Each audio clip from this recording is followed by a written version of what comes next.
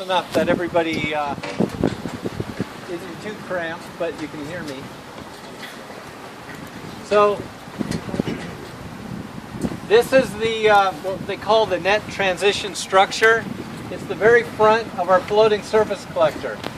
What this is right here is a giant funnel. It's 70 foot wide, 50 foot deep.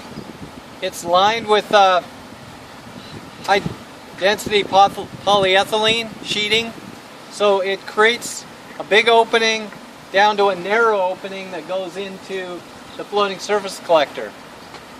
The purpose for it is to have a big wide mouth that narrows down. We want nice smooth laminar flow of water going into this thing. If you had a quick change in velocity, and it can cause the fish to reject it and avoid it. But by having, we can run 1,000 CFS or we can run 500. We're running 500 right now. And if you look out in the water here, there's water flowing, but it's nice and it's smooth. You can hardly even notice it.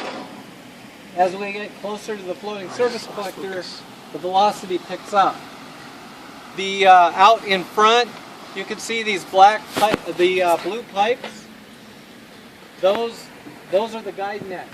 So they create a kind of a V formation to help guide these smolts, these juvenile fish that are trying to make their way out, and it helps guide them to the mouth of this floating surface collector.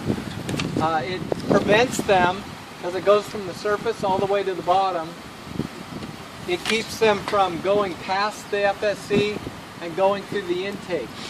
So where we parked was right there by the intake gates, which have the pipelines that go down to the generators.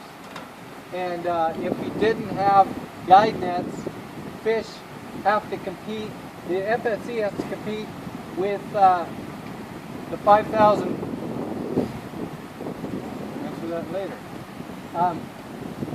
Has to compete with the 5,000 CFS that is going through the turbine.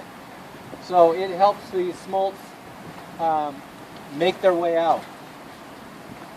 So follow me, I'll turn around, I'm going back. We'll take a look at the capture area where the fish are forced to move on through and not reject the system.